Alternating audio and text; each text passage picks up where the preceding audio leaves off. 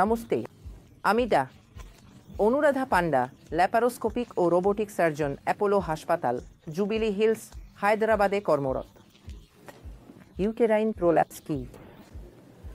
Uterine prolapse মানে কিছু নিচে নেমে আসা বা ঝুলে পড়া। যখন আপনি ইউটেরাইন প্রোল্যাপস বলেন, তখন সেটা হলো জরাজু নিচে নেমে আসে বা নিচে নেমে যায়।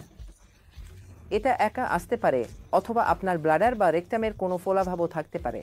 তাই এটি সিস্টোসিলের সঙ্গে যুক্ত থাকতে পারে যখন মূত্রথলি আক্রান্ত হয়, অথবা রেক্টোসিল যখন পেলভিসের পশ্চাৎভাগ আক্রান্ত হয়।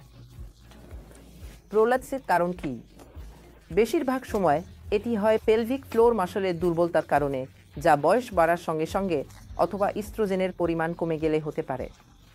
এটা হতে পারে যদি কারো বেশি সংখ্যক সন্তান থাকে, কঠিন প্রসব হয়, অথবা কারো দীর্ঘদিনের কোষ্ঠকাঠিন্য বা দীর্ঘস্থায়ী কাশি থাকে। তাই এই বিষয়গুলো আমাদের মাথায় রাখা উচিত।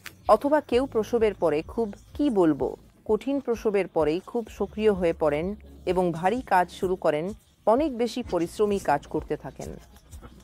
এমনকি এটাও কারো প্রোল্যাপস হওয়ার ঝুঁকি বাড়াতে পারে। তাহলে কি হয়? লক্ষণগুলো কি? আপনি দেখবেন এই বয়স্ক মানুষরা এসে আমাদের বলেন তারা যোনিতে একটা ফোলা বা ভারী ভাব অনুভব করেন। তারা মনে করেন প্রস্রাব করতে অসুবিধা হচ্ছে, তাদের কিছু একটা ঠেলে দিতে হয় প্রস্রাব করার জন্য, অথবা মলত্যাগ করতেও অসুবিধা হয়, তখন তারা একটা ফোলা দেখতে পান।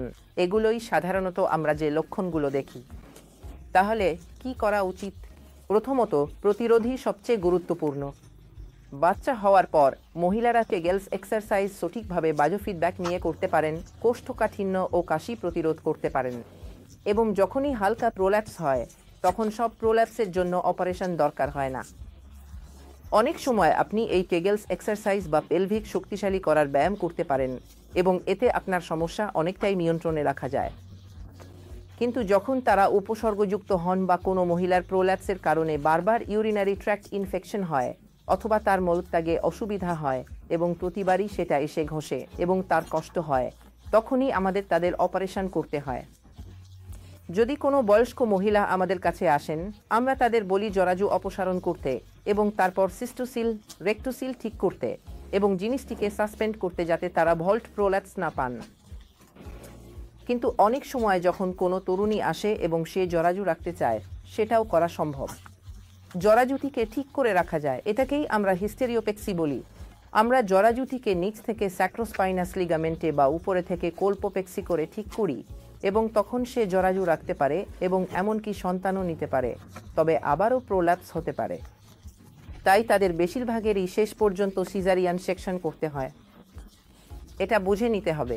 অথবা যখন খুব দুর্বল কোনো মহিলা, অনেক সময় তিনি অপারেশনের জন্য উপযুক্ত নাও হতে পারেন, তখন আমরা একটি রিং দিই, যাকে পেসারি বলে।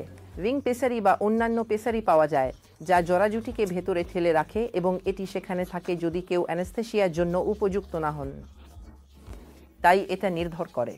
আপনার যদি প্রোল্যাপস হয়, তাহলে আপনি ব্যায়াম, রিং ব্যবহার বা জরাজু অপসারণ সহ বা জরাজু সংরক্ষণ সহ অপারেশন কোনটা আপনার জন্য উপযুক্ত, সেটা জানতে অবশ্যই ডাক্তারের পরামর্শ নিতে হবে। ধন্যবাদ।